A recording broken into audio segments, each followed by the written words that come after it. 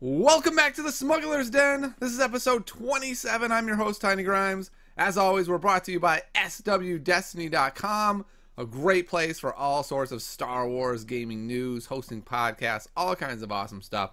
You can go to brokenegggames.com, get your gaming aid needs, put TG Games in the discount code coupon, help out the show a little bit. I don't know, it'd be helpful.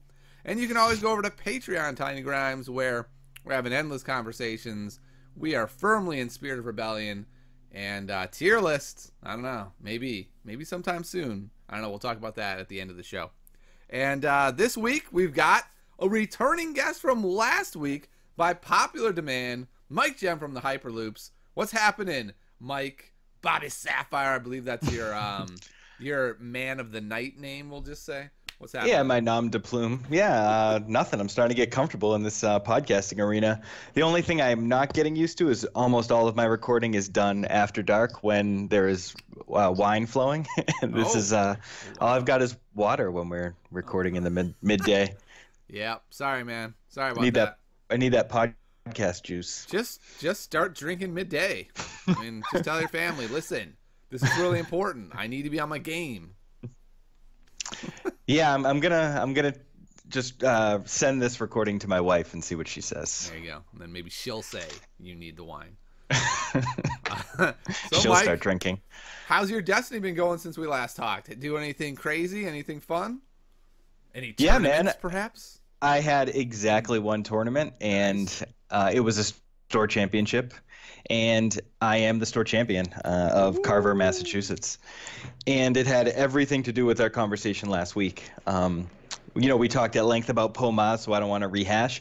But one of the things that we talked briefly about were the differences between our decks, which was very slight, where I was on Holdout Blasters and you were on Planetary Uprising. And I decided I didn't want to do either of those things. And I ended up going with Cunning because I thought it would be really good against all the strategies that we talked about on ways to beat POMAS. And it was incredible, and it won me almost every single one of my games. Yeah, Cunning's really good. Yeah, it was funny. Great. After we talked as well, I was like, yeah, Cunning has to go in this deck. I don't know why it's not in there. So, luckily, I'm off POMAS for now, so it's not an issue for me. I'm not off POMAS because I think it's a bad deck. I'm off POMAS because I really hate the mirror, and there's a problem that often happens at my store that when someone wins something or when I bring something, the next week, like 5-7 people have it. So I was like, I don't really want to play 3 POMAS mirrors this week. Yeah, if you combine that with how many people are just playing POMAS anyway, yes. It's going to be a field. And yeah, if we can figure out a way for you to navigate that field without the mirror, that'd be sweet. Yep. So you are a store champ. Congratulations, my friend. I just played a regular tournament last night, in fact. I had brought my POMAS killer deck. I'm not going to unveil it today. We're going to unveil it another day because I didn't actually play it last night. But I also built an EPalpatine deck, by the way, owning 0 Palpatines. All right, so I just built the deck without Palpatine. Got to the store. My friend John has a full set. And I say, hey, John, can I borrow Palpatine? I'm just screwing around here a little bit. Sure. So John and I played about 5 games, and Palpatine was unbelievable. Every deck he threw out there, it was just bloodshed. He beat me one game with Han Rey by doing some really crazy good plays where he went like DL44 to pull off one die into Loth Cat to pull off the other one, and just these crazy plays, and was able to win that one. But the rest of the night, it was pretty much me dominating with Palpatine. And once we hit the tournament, it was 4-0. Some interesting games. It was cool because it was a good field. I played against a POMAS. I played against 2 Han Reys and a Hero Mill. The Hero Mill player got 2 second chances and an ammo belt I had to chew through. Ended the game with only 1 card in my hand. They had 4. Damn. I could have just hit a double discard and milled them out anyway. It was an interesting night. Played against good players, good decks, and went through unscathed. Yeah, that sounds awesome. In my finals of the store championship that I won, I played against Palpatine. So a week ago, if we had talked about this, I think both of us sort of didn't think Palpatine was anything to really discuss at all. Yeah. And all of a sudden, it's one of the big things to talk about this week, going into the weekend. So it's pretty interesting. Are you on the No Mercy? Were you on the No Mercy version? Yeah, I've got 2 No Mercies. I Yeah. think No Mercy is really awesome to just finish a guy like just out of nowhere. They got 2 damage and now they're dead. That's kind of cool. Yeah, I mean the card is great, but I've seen people try and play without it. And then are you on the Lure of Power as well? Yes, I think Lure of Power might be the key to the whole deck. Yeah. Because Palpatine is so flexible, and that's the other thing. You have to play Palpatine with a plan, but flexibly. You can't just re-roll 4 times for damage. You have to know, like, okay, this is the order for each matchup of what sides I want, and this is the importance of them. Some of them, yeah, you need to just blitz damage, but like against Pomaz, I prioritized shields big time because my theory was if I get 2 shields a turn, then Poe's not doing that much. If I control one of his dice and I get 2 shields a turn, he literally cannot kill Palpatine before I win. Yeah, I think that's pretty interesting there. So like my final game against Palpatine was insane. It only lasted 2 turns. The game was over Wow. in the second round, Oh my goodness. which means that we were both, just rolling straight damage the entire time. But when you were playing Pomaz, how many rounds were those games going? Not that many. About 3 to 4.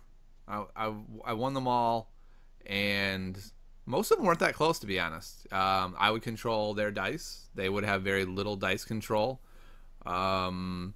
I got in the practice games. I got a Rise Again off once, and that was just game. Like there was no way he was getting through that.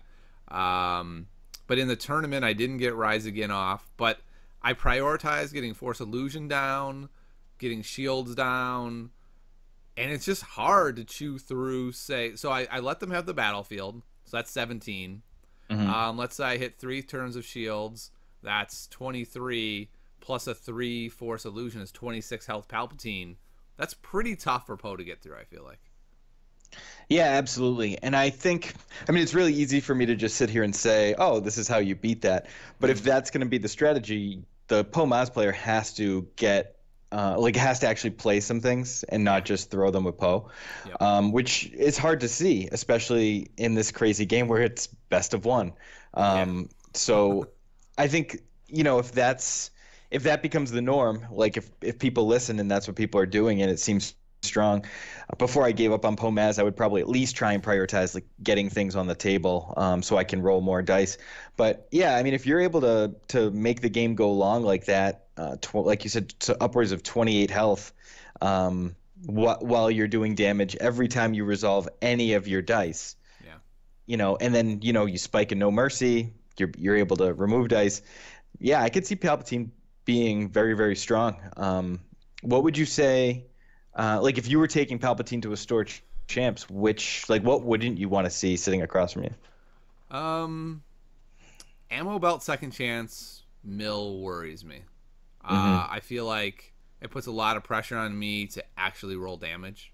Whereas, like if I'm playing against a Poe Maz, I can roll shields and that's cool. Another deck that would worry me is a Ray X deck with a first turn Vibro Knife. That's kind of scary because then Palpatine has 15 health. Period. Yeah, yeah, that's important to know too. We just wrote just this week about shields and how it's really tough to gauge them right now because some of if Pomaz is the best deck, then shields are great, and if everyone's playing it, then throw those shields on. But if half the meta is going to be Vibro Knife, that strategy gets a lot worse, and it's up to us to sort of navigate what we're going to face in our store championships. And then who knows, like when it comes time for Gen Con X Wars regionals, who knows what the hell's going to happen. Yeah, what becomes really, really hard is if the meta goes like 25% Pomaz, 25% Ray X, 50% other stuff, because then you've got a full quarter of the field where you need shields and a full quarter of the field where shields are worthless, and then it's really hard to figure out how you build a deck. Yeah, absolutely. And that's why I think a lot of people are sort of chiming in with, whatever they feel right now. Like I've seen people say, I think I mentioned last week, like, oh, you can't play Duggan and Pomaz. Shields are terrible. But like, okay, so you're just going to lose to Pomaz. You have to have this stuff. Yeah. And it's tough to be a fully balanced deck, but I think Palpatine does a really good job of it. I think Pomaz does a really good job of it. I mean, I think there's a reason we both had some success with them this week. And that I know someone posted on like a personal blog and then Star Wars Destiny database. His Palpatine that won him a store champs that looked probably pretty similar to what you're going to see. I mean, it's only so much you can do in mono blue villain. Yeah. To give full credit, I saw his list, and that was my starting point. It's Justin McBride. I know him. The McBride brothers are really good gamers in general, so I'm happy to see them in the game. Sweet. TCG Top Tier is their site. Check them out. But yeah, he won a store champ. He didn't have any deflects in his deck, and I said, that's insane, especially if you're building to beat Pol Maz. He had 2 force speeds. I don't think force speed goes in that deck, to be honest. I just don't think it does enough. But when I went to cut it, I was like, there aren't any other more. There's no more cards that go in this deck. So I cut 1 for an immobilize and was like, sure, whatever. That's fine. Yeah. Funny story, though, Mike. I was building this deck, and I did it in the car in a parking lot in front of my friend's house waiting for him to come out. I was building 2 decks simultaneously. So I'm just like pulling decks out, calling cards out, and chucking them into the deck. And somehow I threw a lightsaber into the deck instead of one of the Force Lightnings.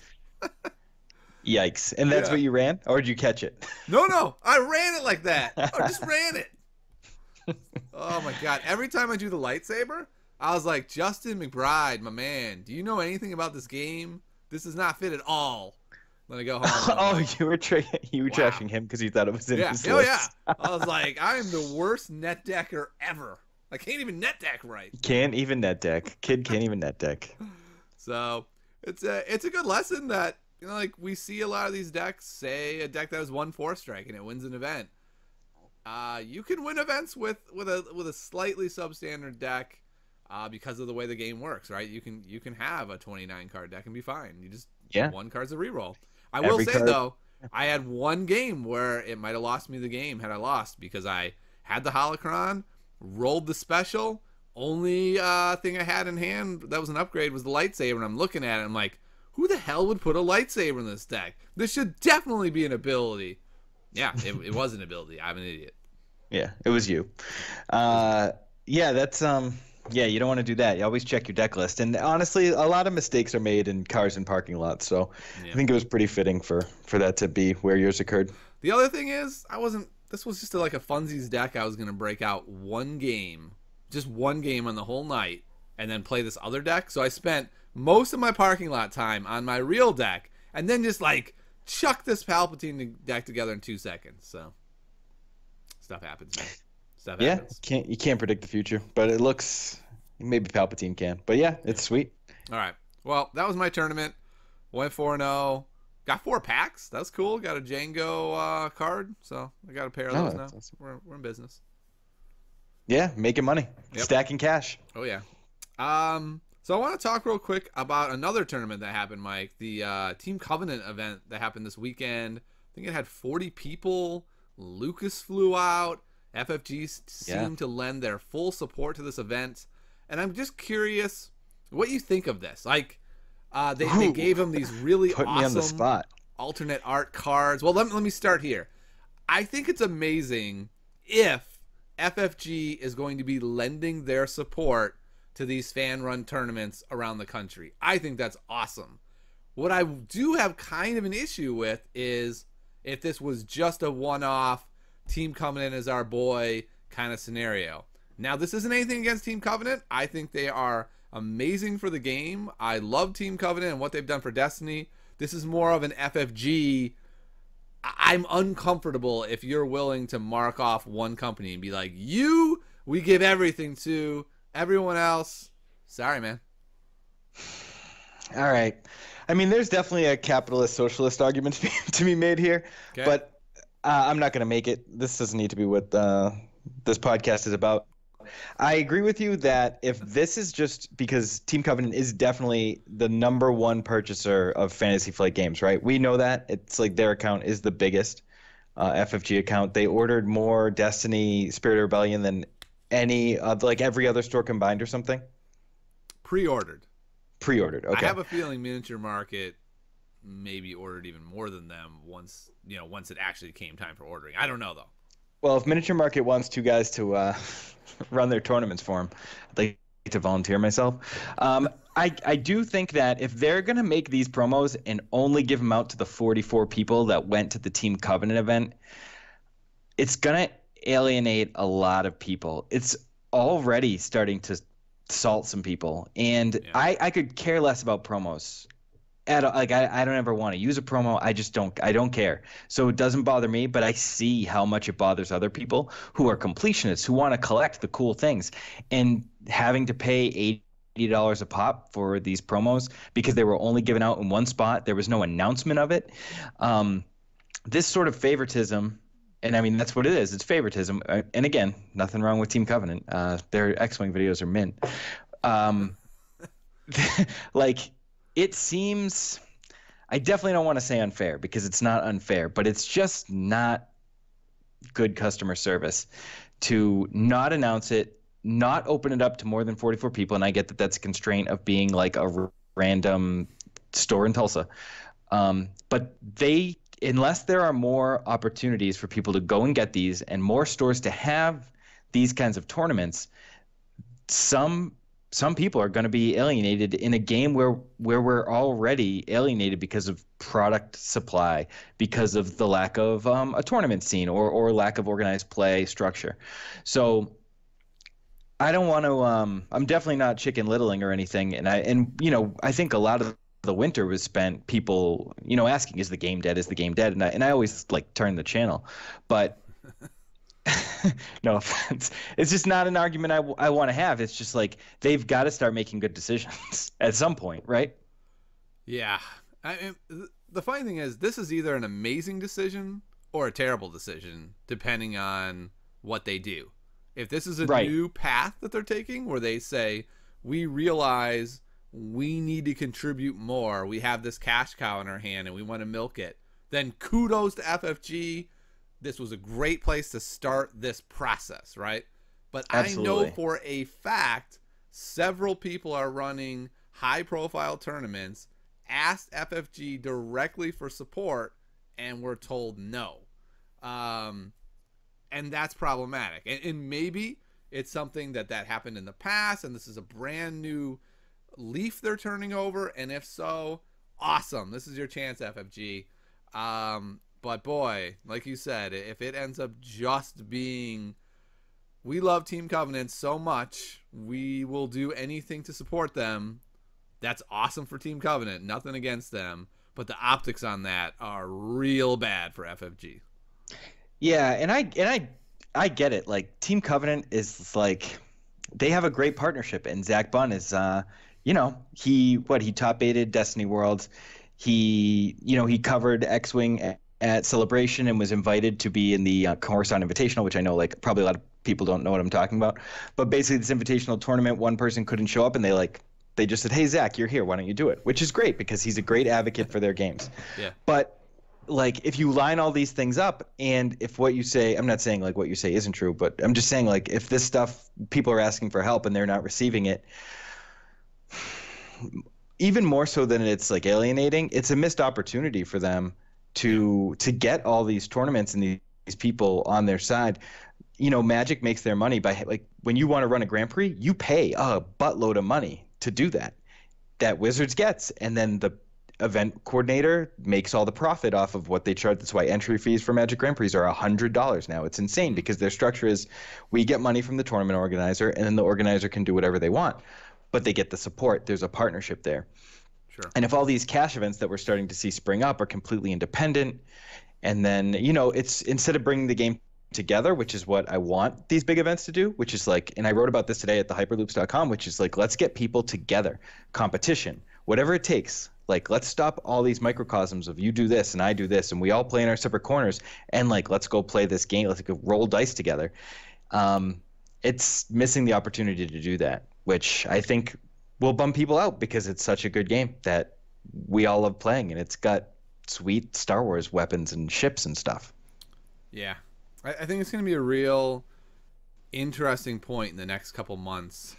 What does FFG do about the cash prize tournaments? Do they try to make them the black sheep and say negative things about them and refuse to support them and try to isolate them? Or do they embrace this and say, yes, let's get a big wide net for tournament scenes. We have all these different types, right? Do you want to play a super casual event? You want to play a store champ kind of thing? Do you want to play for big money?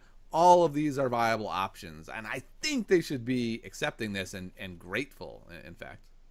What would even be the point of casting cash tournaments as the black sheep? Like, what are they getting out of that? It's not conflicting with anything that FFG's doing. The cash tournaments are scheduled like at Gen Con. They're not conflicting even with those events. So I don't even understand why they wouldn't embrace them. Yeah, I don't know. It's a historic issue that FFG communities have had, that whenever anyone tries to get cash events going, there seems to be pushback from all angles, from community, from It's FFG. my ball. I'm going home. Yeah, it's frustrating for sure. I don't know. I'm not going to speculate on what the reason is, but it's been there and it's been frustrating. Yeah, it was sort of rhetorical. Yeah, I mean, like you said, it's a wait and see game, and we just, like always, I just hope that everything that this game has to like interact with just gets better and better. Yep. All right. So speaking of big, awesome cash tournaments, Mike, the Smugglers Den is sponsoring X Wars this summer, and when are the dates for that again, Mike? Well, the Hyperloops is also co-sponsoring, and it is Saturday, July 8th and Sunday, July 9th in sunny Florida, Orlando, Florida. It's going to be real sunny, by the way. Have you been in Florida in the summer?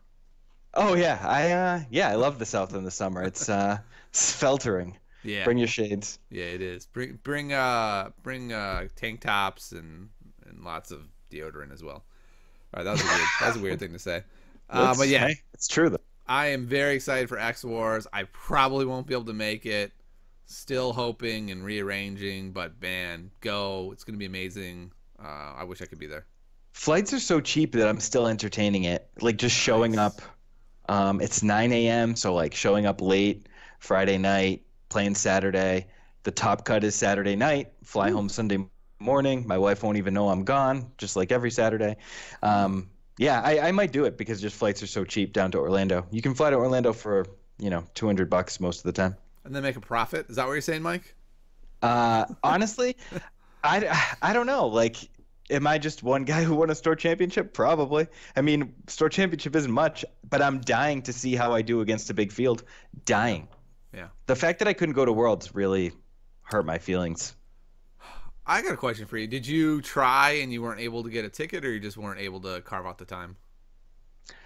A little bit of both. I mean, it's a stupid story, but I could have made time, but I wasn't able to get the ticket. Yeah, that needs to be fixed.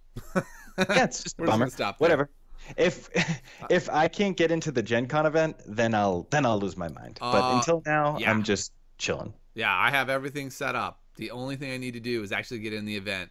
If I don't get in the event, I will lose my mind. Like the next 5 podcasts, there will not be content. It'll just be me complaining about Gen Con. And begging someone to sell you their Gen Con slot. FFG, for the good of the game. You don't want that. I don't want that. No one wants that. Just let me in a Gen Con. There are 288 slots for the Gen Con main event. Oh, they're going to be gone within seconds. Yep. All right. Well, I want to thank real quick all my supporters on Patreon, especially Richard this week. He joined the coaching tier. So, Richard, welcome. Get ready. Buckle up, man. When I coach. Sweet. I don't mess around. All right.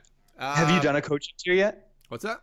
Have you done the coaching yet? Is this the first time? I coached some people for Worlds, and that was a lot of fun for me since I wasn't able to go to Worlds. It really helped tie me more to Worlds. I had a local player, Mike, from swdestiny.com that I was helping, and then about 3 other people that I was helping prepare for Worlds. So that was a lot of fun.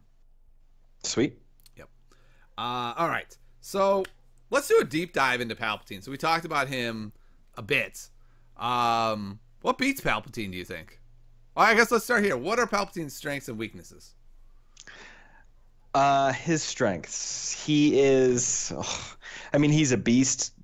15 health character that does damage simply by resolving his dice. I mean, inherently, it's just some of the strongest stuff you can do. He's got the most health out of any character. And, I mean, you can resolve sides that are quote-unquote crappy and still do damage. Like if any other character's dice side said take 2 resources and do 2 damage, I mean, it seemed like it'd be an autoplay. Yeah, So it's I only think one that's resource, by the way, just to be clear. yeah. Well, But yeah. sure. Well, we're gonna assume you meant with Lure of Power. That's what we're gonna assume you meant. Yeah, with lower power, exactly. Yeah, it's really his powers are really strong, and yeah, he only has the one resource side, but everything else on that die is 2 or higher, Yeah. and they're all strong. I agree. I think this real strength of him is that it's a clock. It's just a flat clock. It doesn't matter what he rolls. He's doing damage. It's really frustrating. And you know what really breaks him is Holocron. If he didn't have Holocron, he would be pretty easy to contain, I think. You just, take a die away and then you're fine. But Holocron lets you play really expensive stuff that if you hit that early Holocron, you're getting something good for free. And then because you're playing all that expensive stuff, you will probably get a Rise Again off at some point, and then you get that expensive thing anyway, even if you miss the Holocron. And so it's like you have these 2 outlets to cheat out amazing cards, maybe a third if you go Premonitions, and suddenly it's not just 2 good dice you're dealing with. Maybe he has a Lightning and a Force Throw also on him, and now you're looking at him going, wow, this clock just got insane, and it's only turn 2. Yeah, he has a lot of action economy, with the Holocron, and also in that every single damage side in like a well-constructed Palpatine deck is going to be range damage. So very concise actions. A lot of the cards that you can use in a Palpatine deck either supplement that damage, like No Mercy, or like something like High Ground Deflect that continue to pour damage on. But you can also get extremely defensive with Force Illusion, and what did you just mention? Immobilize. Sorry, Immobilize. Yeah, it's just I think those are the strengths that he pushes, and pushes, and if your deck doesn't have a real clear path to victory, you've lost already before you've even started. Yeah, absolutely. All right, Mike. So if those are the strengths, how do we beat this dude? He's better than I gave him credit for. I still think though, once all the removal goes in and you remove one of his dice every turn, the game extends. And I think that's the starting point for how you beat him. Yeah, I would agree. And I think that this just goes to the same thing we talked about last week, which is like stop cutting your removal, get the removal back in there. I think there's really no good way to keep him off Holocron, right? You just got to like hope. Yeah. And then once it does resolve, not even anything like Imperial Inspection can help you, because all these abilities are just so high. So while removal does, like Guardian is also really good against Palpatine, so you can use Guardian to get rid of those, like as just another way to get that die in there. And then if you use like a Royal Guard, you have the really strong blue removal with the Guardian to potentially even take out 2 of his dice in certain situations, especially if you're able to if he doesn't roll well. Yeah. And same thing with Yellow and Infamous and being able to do like 2 plays back to back. You can even do 3, right? Like DL44 1 die, do a Loth Cat with an Infamous into another Loth Cat, and they're just like, what just happened? Like that happened to me once, and that was a bad turn. But then what happened the next turn?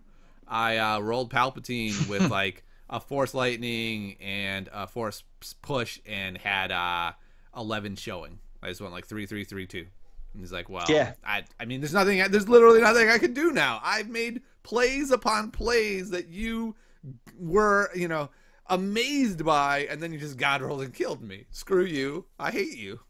And his God rolls are just, insane. They're more godly than most other decks' God rolls. He can spike in a way that other decks can't. And I do think though that one of his strengths, which is that his die sides are so strong, and obviously like playing a lot of Pomaz, so like this is on my mind, but it's also extremely susceptible to just like getting your whole turn erased by something like defensive position. Like obviously you can do that if you play 3 cards and cheat the reactions in a Han Rey deck, but there are a couple cards that completely blow it out. And and a lot of people know about this from playing Django Veers in the early format, and dodges showing up, and then just like dodges ruining your like literal entire day. And that could be a thing. I mean, if Palpatine's really that good and range decks are that good, then that could even come back. Yeah, dodge would be a hilarious inclusion right now though, because it's like Rey Vibro Knife doesn't touch. It really doesn't handle Poe Maz that well. No. So it's basically just like, you know what? Screw you, Palpatine. I'm throwing dodges in. Yeah, I mean, there's people. I mean, people are still running those cards. If you look around your game room, people are running things that I think competitive gamers say, "Wow, we should really try and find better slots than that." But they're still there, and you do have to beat the field. You have to be ready for everything. Yeah, it's funny. I was actually talking to a newer player who was playing with his son, which I love seeing at shops, and I stopped by and was talking for a minute, and I was like, "Yeah, how's it going?" He's like, "Oh, it's going great. I got a new Luke, and things are going awesome. But my son, he just crushed me, and he played block." I was like, "Dang, that's cool." You do not see a lot of blocks right now, so that was cool. Yeah, and why not? I mean, if your deck is weak to it, Yep. why wouldn't you run it? I think for them it was more the limited card pool. It was like they had the starter sets there sitting out, and then a couple packs they'd gotten that they were augmenting with. So Yeah, but if you were sitting saying like, all right, my plan is to Palpatine throw shields on him, and we know that like Vibro Knife is a real bad plan against that and Force Illusion, and you have the slot, and it's something you need against a lot of melee damage. There aren't a lot of options to deal with multiple dice at once. All right, Mike, it's going in. Block. Two blocks. Block. Yeah, you could. I mean, I might recommend Mind Trick over block, but no, man, you convinced me. It's 2 times block. All right. Yeah. Any other specific ideas for beating Palpatine? I mean, I think you just brought up the obvious one: Vibro Knife, melee, go through those shields, get him at exactly 15 health. Yeah, I think Vibro Knife is huge, and then I think just finding the right kind of removal for him. It's tough, but there are a lot of cards that are bad right now, and like I wouldn't want to play Doubt on a Palpatine die. Like I would rather have something like Overconfidence to like maybe take a 50-50 and just get knowing I'm getting one of those two off the board.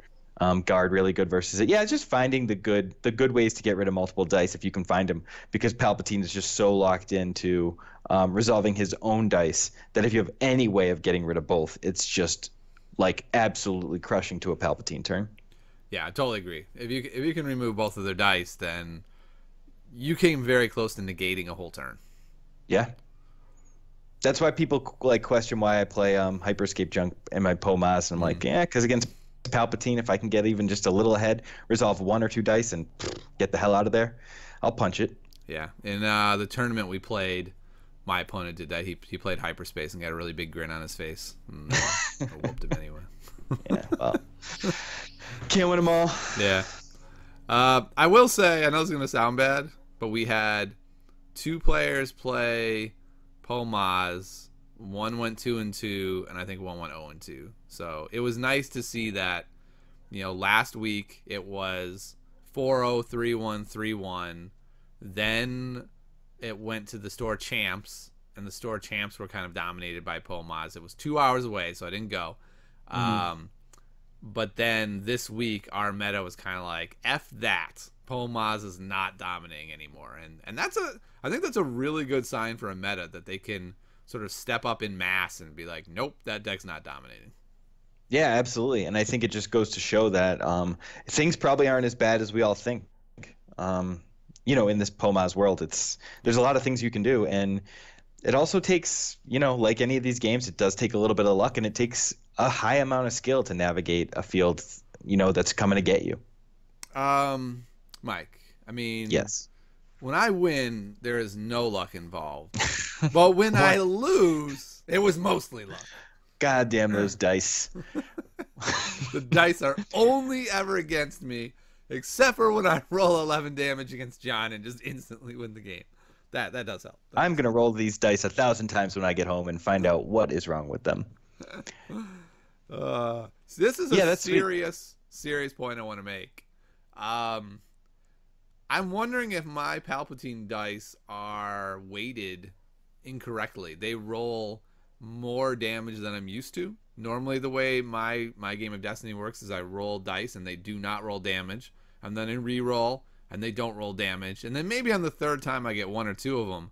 But with my Palpatine dice, dude, they roll damage. It's amazing. They might be Yeah. broken. My Vader dice never roll roll damage. That's why I can never play that deck. But yeah, if you've got the hot dice, I mean, there was a big thread on one of the Facebook groups today about the dice are very imperfect. I mean, Dude, I forgot. I borrowed those dice from my friend. oh, dude, I don't own them. You better rob that house. You better hope he doesn't have more than 2 Palpatine God. dice, because then you're just gonna have to take them all. Oh, so Just I gonna know. have a Palpatine I got last night, and I got another one in the mail. So I now have them. I'm gonna have to secretly swap them out when he's not looking. Oh yeah, it shouldn't be too hard. Yeah, it feels Just a little dirty, but I'm sure he wouldn't mind. Who I wants mean, broken at least Palpatine borrow dice? them for Gen Con, you know. That's for sure.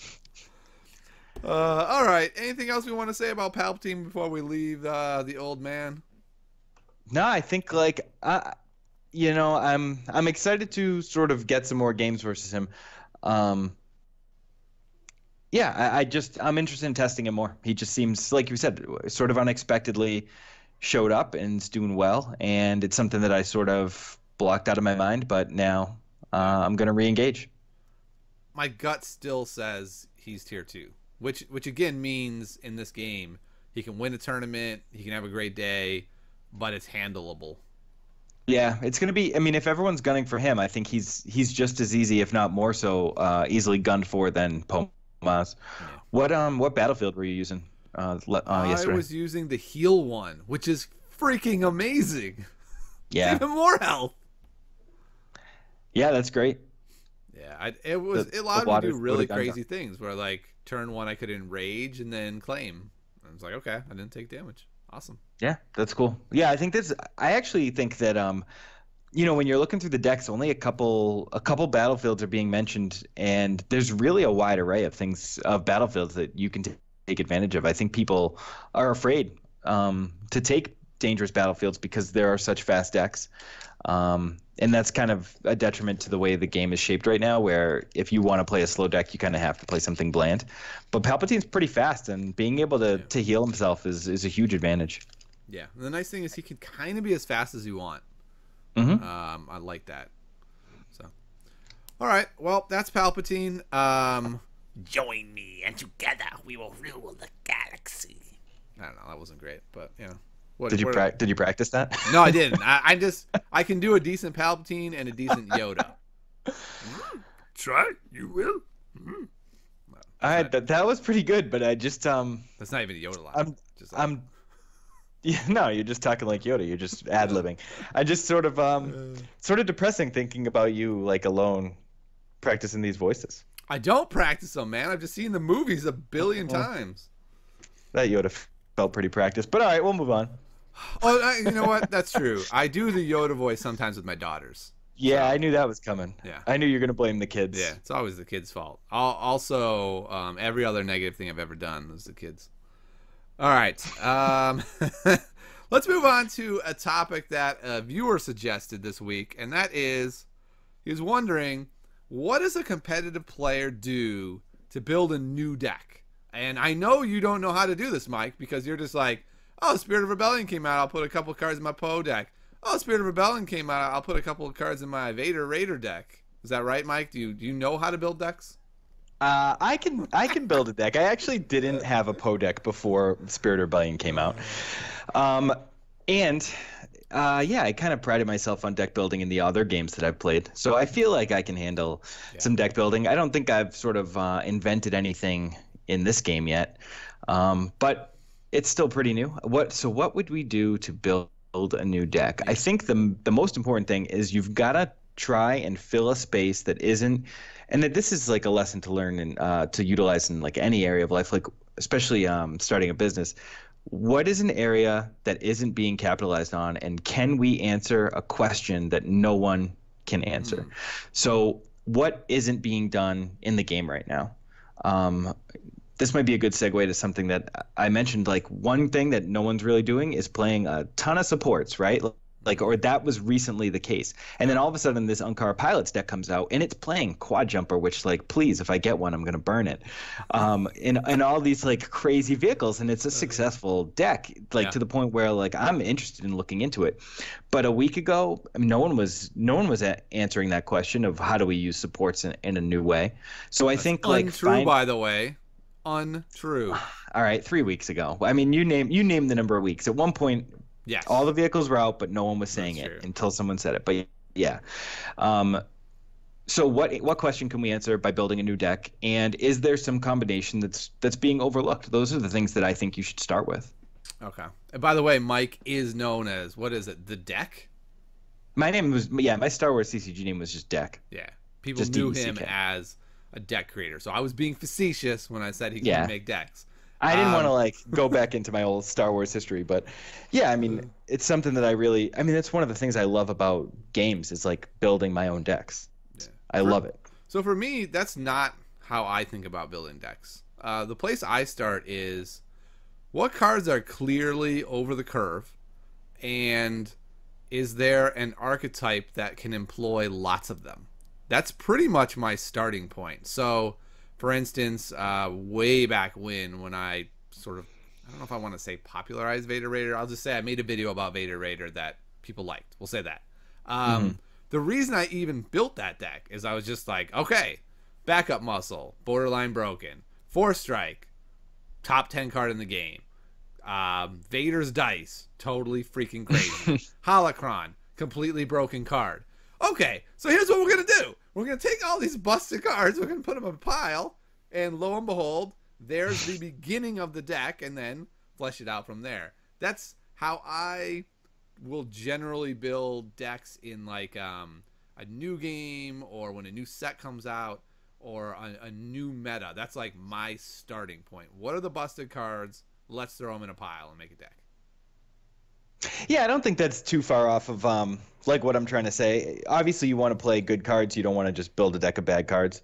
But yeah, obviously, we need to find great cards to put in a way that either aren't being done. Like if no one was playing all those cards in conjunction together, and you said like, let me put all the great blue and great yellow cards. Obviously, the two best colors, yellow far and away the best color, and you don't even need to play that many yellow cards for Vader Raider to be strong. You just take the best of what that color has to offer. Yeah, and put them in a way that just maximizes whatever strategy you're trying to do. And I think like right now, a lot of people are just trying to do as much damage as possible. Yeah. The other thing I do, and this is what I have more fun with, is what is the meta? Like you were saying, there's a question. The question is what's the meta, and how do we tackle it? That's when I have the most fun deck building, is when I'm building a more targeted deck. And so it's the same principle of I always start with this core set of cards that I just have a hard time breaking free of. It's one of my big blind spots, is once I've labeled a card as awesome, it pretty much goes in every deck until I prove to myself it doesn't fit in that deck. But I love seeing a meta develop and then building decks that combat that while not being so pigeonholed as into only beating that deck. Yeah, and I think that's hard to do. It's really hard to have a well-balanced deck. I think one of the interesting things about deck building in this game is that you can just like shut off a color completely, or you can play all three colors together and just really take the best of everything that color has to offer you. I've really enjoyed building monocolored decks. Like the first deck that I did build with Spirit of the Rebellion that I played a ton on TTS was Orabala. And it's pretty low health total, which I tried to take into account, but it also did things like Arm to the Teeth and Fight Dirty in such a strong way that those things are only relevant in such a powerful damage dealing deck like Orabala. Or at least more relevant. So like, how do we take these cards that are good but usually only situationally and make them good in every situation? Yeah, I actually streamed today an Elite or a Django deck that won a tournament this weekend, and it was fast. I mean, it was real fast. I could tell it had some weaknesses to it, but boy, I mean, no one died, and it did piles of damage. Yeah, Orasing is gross, and if you can get a and just the fact that all her damage sides are free, if you can get an Ascension gun or a Jetpack on her in the first turn, it's along with a fast hands or something, it's going to be real ugly. I got a fast hands pretty quick, maybe turn 2. I think I only got a holdout blaster or something not that great, but I was just able to do and then I put it on the hunt on there on her so that I could I rolled out her dice. He actually took one with carbon freezing chamber, by the way. So so I had the +2 on the holdout blaster. I roll out the resource, I'm able to go like bait and switch, discard a card to do 5, then follow it up with an arm to the teeth for 2 or 3 more to just kill the guy, and it's crazy. Like, you can do a lot of damage out of literal nowhere. It was just like, I've got a resource and a +2, garbage on the table. Oh, in 2 actions, I did 8 damage, and the guy's dead. Yeah, I really miss playing it. I mean, I got a ton of games with it, and I love it. It's just the 18-point health pool is really low. Yes, that is really low. The first time I saw someone play that, my mouth started watering. I was like, oh my goodness, there's no way this deck can win. And it almost did. It was great, but it had 18 health and it died. Yeah. No amount of personal shields and armored plating can have been able to help. But in a world where, if Palpatine's good, you definitely can't play it. And but maybe someday. Yeah. Returning real quick to the Palpatine question, I just remembered a way to beat him. Crime Lord. Oh, yeah. Pretty damn brutal against him. Yeah, dude. Crime Lord takes all that defensive stuff and throws it out the window. And the thing is, Crime Lord's really rough right now because of all the ammo belt shenanigans. But if that gets errated, like, people think that it might, that opens a giant window for Crime Lord to just stuff itself through, Jabba style. It's slithering in. He did. He had Unkar Jabba, and I was like, okay, I'm doing pretty well here. I don't think he could possibly win this, even if he gets a Crime Lord. I've been sort of sculpting my hand where I have a little removal, and he piles up the resources, and I'm like, okay, Unkar's been dead a while, I'm fine. And then he goes fast hands, Crime Lord. I'm like, oh shit, yeah. He might win, especially with that Jabba reroll. Makes it really rolled dirty. Crime Lord, hit the special, killed Palpatine, but Palpatine killed Jabba that turn. They had to do a lot of damage. I had to go all in ham style for the damage sides, but I ended up doing like 9 that turn, killing him, and then as he killed Jabba, he died of old age. He just withered and fell down a giant pit on a Death Star. Yep. But man, it was scary. I was like, oh my goodness, I'm gonna lose this game that I've been utterly dominating. Didn't your opponent just have to claim if he crime lorded you? Oh no, you got him before the turn ended. You got him that turn. Gotcha. Got him that turn. He just couldn't get there. And we both knew he wasn't going to be able to. I had a pretty good roll, and he had no removal, and so I was like, wow, I'm going to get more damage in these four rerolls. But it was interesting. All right, so back to building decks. Another question, I guess, is so we've got our question that we're answering, or our broken cards in a pile. Do you have like a set number of upgrades and removal pieces that you feel like these numbers have to be met, or is it too deck specific?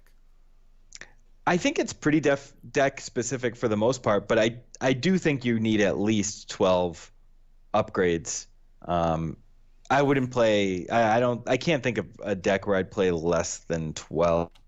I don't think, unless there's something really specific going on. But you just need ways to add dice consistently to what you're doing. But in terms of removal, I don't really. That's all feel, and it's probably. Yeah, I think it's all feel. I mean, I think you want some, but I don't have a set number. No. Yeah, I don't either, because it depends on what color combination you're doing. The way my theory works is you play all the good removal available to you, and it's usually not worth it to play the bad removal unless there's a specific meta you're countering and you need that removal to counter that meta.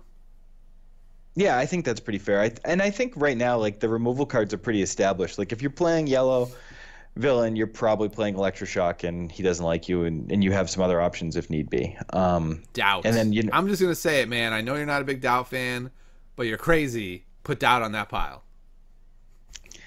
It's like, all right, give me like the 3 worst dice to Doubt. The 3 worst dice to Doubt? Yeah. Yep. No. Nope, I'm not falling for your trap, sir. Yeah, because it's Palpatine, Poe, and like some other busted ass character like Aura Singh. And it's like, okay, all those people, IG, FN, like, Dow's just not amazing versus those. And yeah, Yeah. there are situations where you're going to play Dow and it's fine, but like Vibro can't play knife. Dow in my can't play Vibro Dow in my knife, man. Destroys vibro knife. yeah. It's good against Vibro Knife. I'll give you that. No, Which is it's great against vibro okay. knife. It's excellent against Vibro Knife, which is really awesome for like your Palpatine deck. You know what? It's But my not though. It's really not because they just go like 4 speed, roll in Ray, roll in the other guy, resolve. You never got a chance to touch vibro knife. yeah, override Vibro Knife, get a new one, Yeah. do it again. But theoretically, it's great against it every now and No, then. I get it, and I'm not like a hater. I can see the decks that I'd put it in, but it's not in my Pomas for obvious reasons, and I don't know. I haven't really been playing much else, so. Sure. But when I try the Palpatine, it'll be in there for sure. All right. I'd say I generally agree with what you said. Of course, there's outliers like the Unkar pilot deck, but the dice are coming from elsewhere, right? It's not like Oh not yeah, running yeah. dice.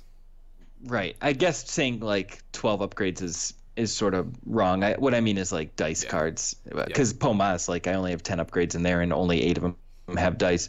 But I also have the 2 vehicles and stuff too, which make it the 12. I've run a few outlier decks like Vader Raider. I've run with a very small amount of upgrades before, just going all in on lightsaber throws and force strikes and no mercies and things like that. But it's dangerous to do that because against some like say a hero mill deck that has second chance ammo belt, you can't burn through it in that way. You need to actually have that sustained damage that you get from dice.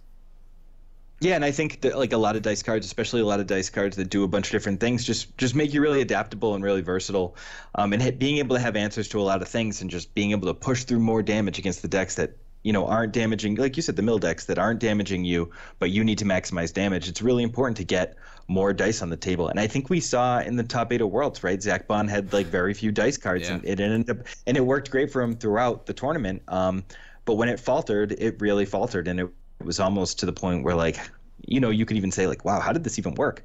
I know. It's I don't mean that in a mean way either, Yeah. but it's like It's amazing like, how man, that happens. You like the person gets all the way to the top 8, right? Obviously, their deck works, but it Yeah, fails obviously so good play. miserably in Yeah. that moment. You can't imagine how it could ever have worked. yeah, hindsight, baby. Yeah. It's funny how that works. And the funny thing is, I bet if you talk to Zach, he would say that was not a mistake. Just because it faltered there does not mean that deck wasn't what I wanted it to be. It just happened to be a bad moment. Yeah. Oh, absolutely. And I would believe him and I would trust him because Yep. I think he's proven himself as a good gamer. And he's been the test. He tested it. All right. Let's move on to a couple questions then, unless you have something else you want to add to this deck, since you are deck, like your name is deck. No, now I'm gonna have to be challenged to go create something, which I don't know. There's so many Destiny players that are so experimental, and it's such like a fun game to try out new things. Yeah. It's really hard to really corner yourself out. I haven't really seen anyone else do Orabala, so maybe I'll just try and win a store champ with that and try and like take some credit as like Sure. being the man. But if or if you have any other ideas you want to tell me after the show that I can steal, that'd be great too. Yeah. I made a Chewy. I don't remember some some deck like Chewy Maz something vehicles deck. I don't think it's right. I think the better version is like Mon Mothma 2 hired guns. But hero vehicles would be a good one to really claim as your own. All right, I'm on it. Okay. All right. All right. Let's take a couple questions then. Right. So GDJXTX, that's a catchy one. This person asks, when testing a deck, how much time should you give it before scrapping the idea or deciding it's worthwhile? Okay, so for me, I think the most important thing is to throw it against whatever I think are the 3 best decks, and if it can hang with 2 of those or even maybe 1 of those, but is really good against the rest of the field. Like I'm willing to find that out. But if I throw a deck up against Pomaz, Vader Raider, Bala Django Trooper, whatever it happens to be at the time, and it can't hang with those, then it's time to either like figure out, can I make adjustments, or is it back to the lab? Yeah. I'm really bad about this because I feel like, and this is the problem, that I can identify whether a deck is good or not before I play it.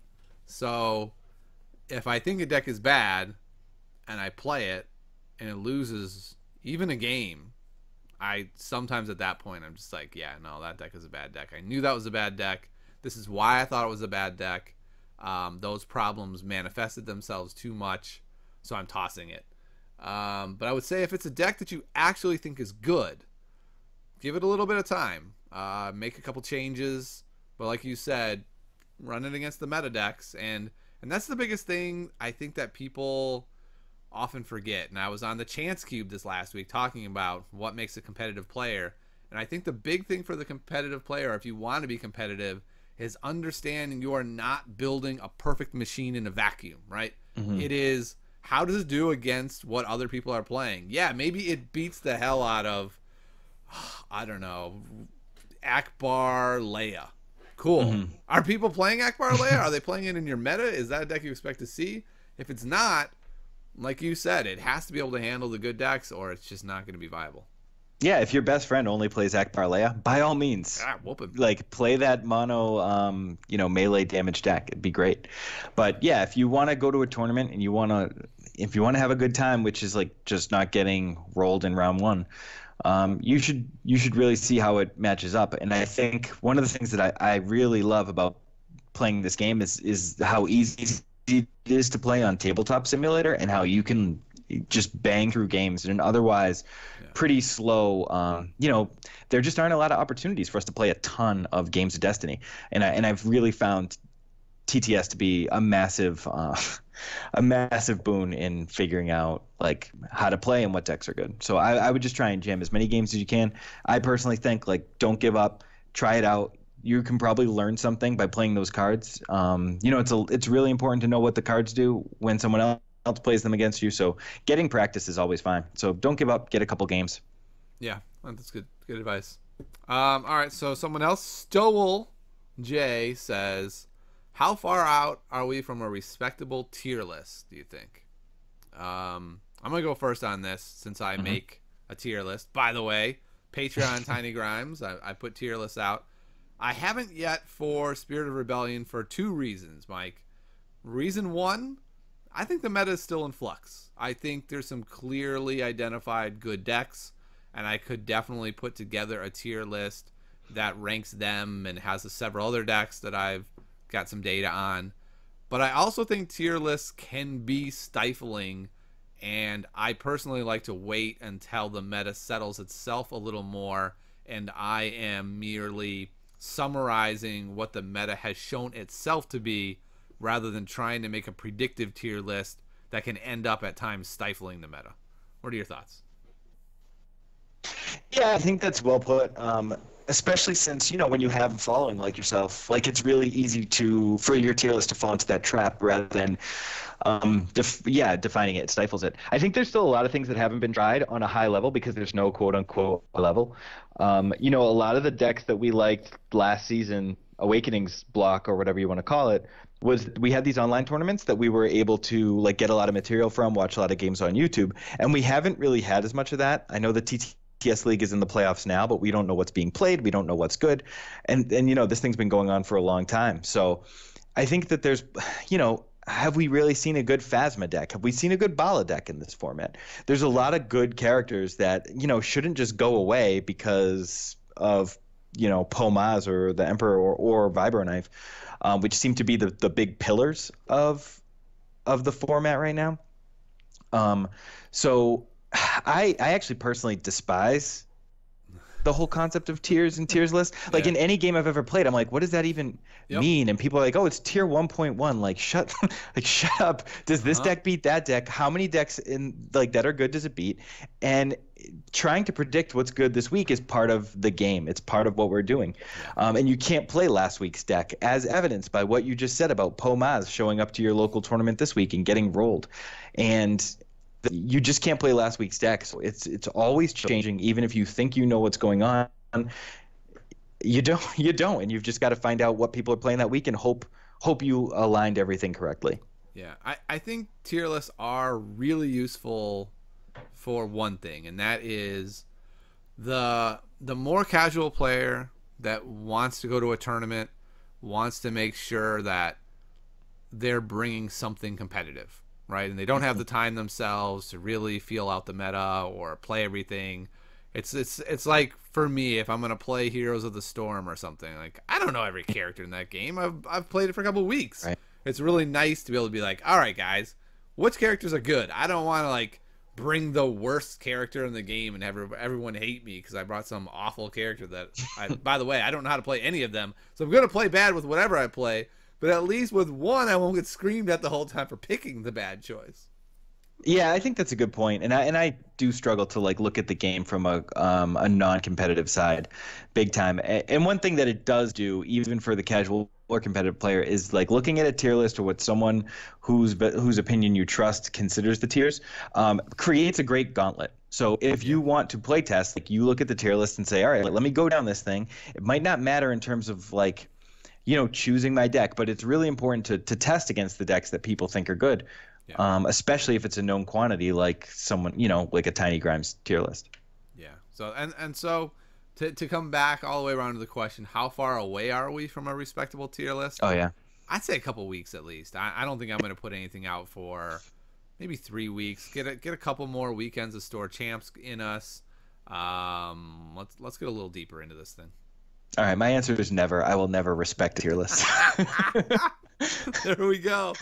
Man, I'm gonna have you on for a podcast, and we're gonna make a tier list on the spot. I'm not gonna tell you that's what the show notes are gonna be. I'm just gonna be like, Mike, what do you consider the tier 1 decks to be? And you're gonna like smoke's gonna start coming out of your ears. They're gonna hang up on me. My wife just came home. No, I've got to go. The kids need help. Oh boy! All right, we got one more question this week. And this one's a little bit harder. It's from JC Trevor. What are the trap cards or characters you see good players avoiding and average players playing? Baby Vader. Really? Okay. Elaborate on that. His dice are amazeballs. Yeah, his dice are amazeballs. They're good. He's got 4 sides of damage and no resources. It's interesting. Having played the tournament I played last weekend, and like that first time I triggered Cunning, and my opponent was like, "Oh man, you do 4 damage to my Vader." That is rough. I was like, "Oh, rough. Okay, so this game's literally over." Yeah. Because now I can just roll and claim. I don't even have to do anything. I think that I have claim Cunning your Vader. Roll claim. Like, it's crazy. A good local player was playing it, and I don't think like you could predict that Cunning was going to show up or anything. I think that you have to sort of be aware of that now, and like I find it really like I can't imagine living in a world where I want to play a character that doesn't give me resource sides. That just seems to not be the way I play and where I want to be, bankrupting myself, especially a guy who has a pay side, so it's just sort of counterintuitive. And well, I think, good players can still play Baby Vader. I think that I haven't seen, I haven't seen too many cases of people really showing up.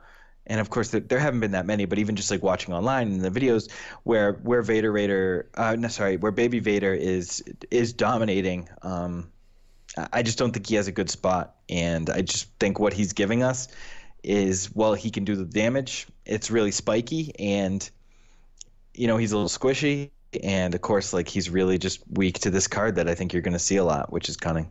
Yeah, and he just deals damage to himself. It's just all these things that I think are not. I think they're just better things to do than damage yourself or not get resources. I think Vader in a vacuum is freaking awesome because of Dark Presence, especially. However, I think you have to run him as 2 dice, and then if you do, you're looking at 17, and there just aren't options for 13 that I'm excited about. I love Unkar, but then you just kill Baby Vader, and then Unkar dies. I love him with FN, but I'd rather just go 10 points FN, 20 points to run whatever I want. That feels better than Baby Vader to me. Baby Vader. So from the perspective of not living in a vacuum, I agree. If I lived in a vacuum and I just evaluated cards with nothing else, I'd say I think Vader's great, but I think that's the very definition of a trap card, right? That in a vacuum it looks amazing, but in practice doesn't seem to work out that great. Yeah, I think that's pretty clear. Let's see, another trap card. I don't think this is a trap card. I'm just gonna say it. I'm just gonna flat out say it. I think Force Speed is the single most overrated card in the game, and it's not that great. Yeah, I'm there, but I think like Force Speed isn't a build around, so it's hard to like get trapped by it. Yeah. I think you definitely get trapped by it to a degree because it's like, oh my god, it's a free die. Like, let me put it in there. 3 special sides, yeah, give it to me. But yeah, I think you can be easily trapped there. It's just not, since it's not a build around, it's not like detrimental. As detrimental as like I think a lot of the TIE pilot decks to like protect your dice. Like I think that's a trap. I think Krennic is kind of a trap. Oh my goodness, Krennic's just terrible. Krennic is not a trap. There's no trap there. There's nothing good about him. He's just bad. He traps you by saying like, look at this extra die that you just need to own. You don't even need to own the card. Okay. Sure. You can find that die on the ground and just bring it. I forgot it even said that at this point because he literally never has the battlefield in this meta. He just doesn't. Yeah. Okay. Yeah. I do want to say this. I think Force Speed is a trap in that people do build around it. They're like, oh my goodness, I get infinite actions. They also do crazy things like this. I'll play Rey. I will put 2 Force Speeds on her and my Vibro Knife, and I will never put another upgrade on her, even after the other guy's dead, because I got 2 Force Speeds and they're awesome. That is not right. Okay, so the question was like that good players don't do and maybe bad players do. Yeah. So I would question that player's ability to be good. Yeah, no, that was not good. Let's see, what's another trap card?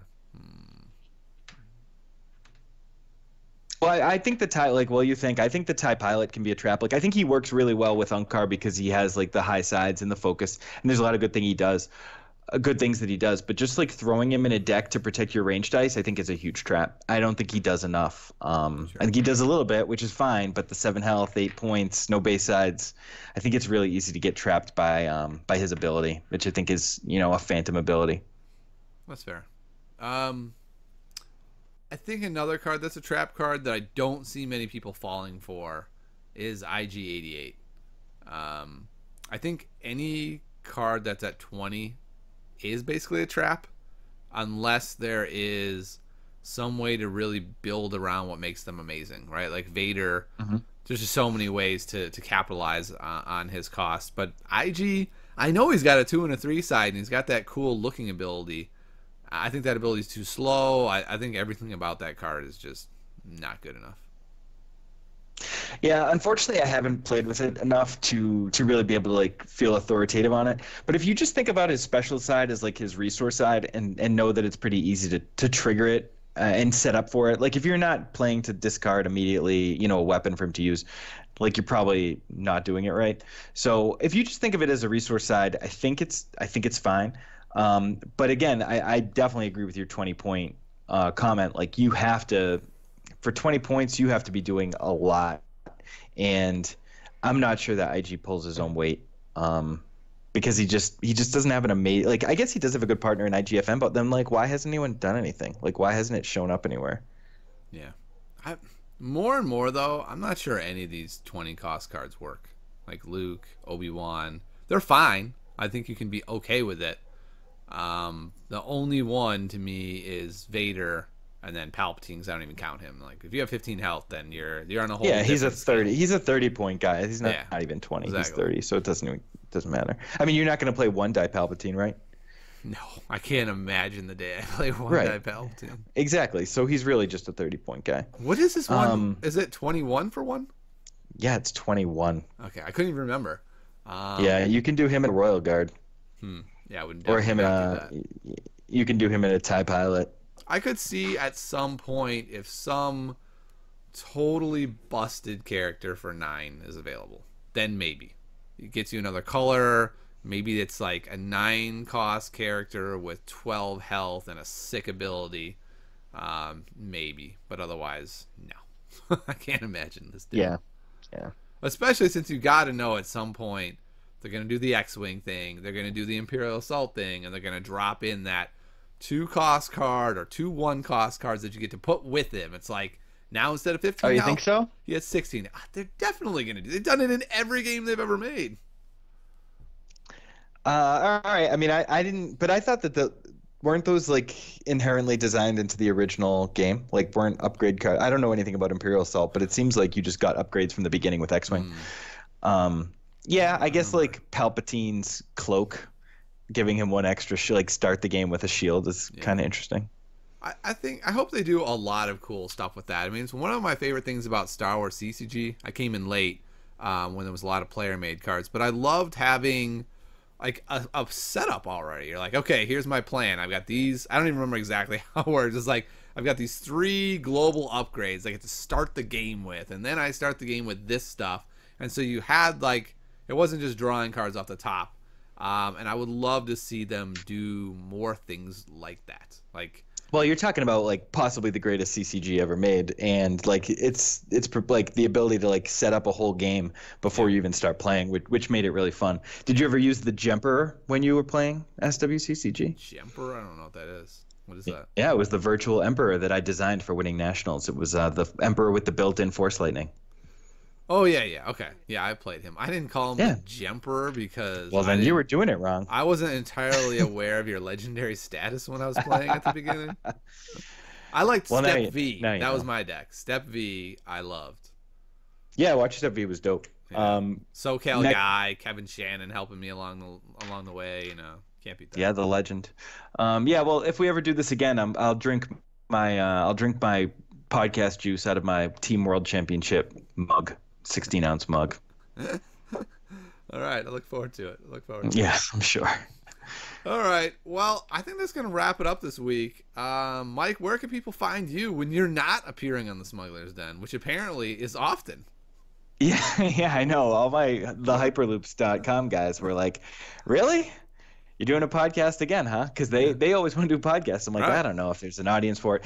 So you can find me at Bobby Sapphire on Twitter, but I write for thehyperloops.com, and you can find me at facebook.com/thehyperloops, youtube.com/thehyperloops. And then my buddy who I do a football podcast with told me that like I should have plugged our podcast, which is about football gambling. So thebetterbet.com is during the football season is where I talk about football gambling every week. So you have a large audience, and my buddy was really upset that I didn't mention it last week. All right, cool. Are you guys accurate in your predictions? Oh yeah, he's like a statistician. We do really well. Yeah. Oh, okay. I will say this then. I don't really talk about this, but I actually decided in college that I was going to do sports gambling to supplement my income because, you know, I was a sports nut. I'm very analytical. I assumed I'd be amazing at it. So luckily, I did it for 2 weeks without money just to check. Turns out I'm freaking terrible at it. Yeah, it's not easy. And I mean, he worked on his statistics. I mean, he was a statistician in college. I mean, that's what his profession is, but he studied sports statistics in college, and he'd been working on a model for a long time. So gotcha. Right. I'm lucky to have him as a friend. Well, it sounds like it's a good podcast to check out. You can find me all over the internet as Tiny Grimes. I have my new YouTube channel, which you've probably found already. I've been streaming more and more at Twitch TV Tiny Grimes. Today I streamed my EPalpatine, the Younglings deck that won the Covenant tournament, that Aura Django list, and a secret list that if you didn't check the stream out today, womp womp, you miss out. It's pretty cool. I'll unveil it soon. You can catch me on Twitter at Tiny Grimes Game. So that's it for this week of the Smugglers Den, and thanks so much, Mike, for stopping by. And I got to imagine he'll be back at some point. Thanks, man. I appreciate it. All right. See y'all next time.